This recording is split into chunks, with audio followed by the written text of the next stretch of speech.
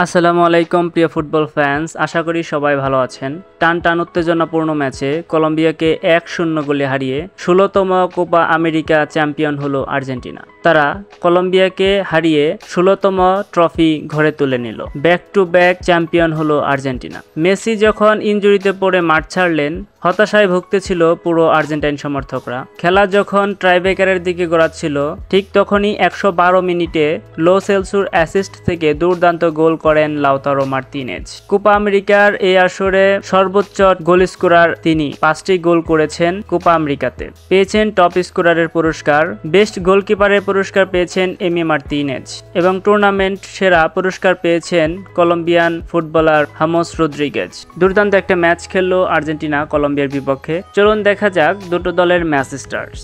Argentina total shot করেছিল 11টি, Colombia shot করেছিল 19টি। Shot on টার্গেটে আর্জেন্টিনার 6টি, কলম্বিয়ার 4টি। 44% বল পজিশন আর্জেন্টিনার, 56% বল পজিশন কলম্বিয়ার। 474টা পাস আর্জেন্টিনার, 606টা পাস কলম্বিয়ার। 82% পাস অ্যাকুরেসি আর্জেন্টিনার, 85% পাস অ্যাকুরেসি কলম্বিয়ার।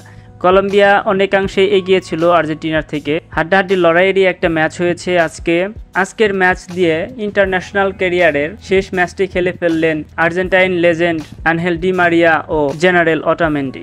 আর্জেন্টিনার জার্সিতে আর ডি মারিয়া এবং অটামেন্ডিকে দেখা যাবে না। তো আপনাদের কাছে ম্যাচটি কেমন লেগেছে তা অবশ্যই কমেন্ট বক্সে জানাবেন। আজ এ পর্যন্ত, আবার আসবো আর্জেন্টিনা এবং ফুটবল সংক্রান্ত আরো অন্যান্য ভিডিও নিয়ে। আশা করি সে পর্যন্ত আমাদের সাথেই থাকবেন। ধন্যবাদ।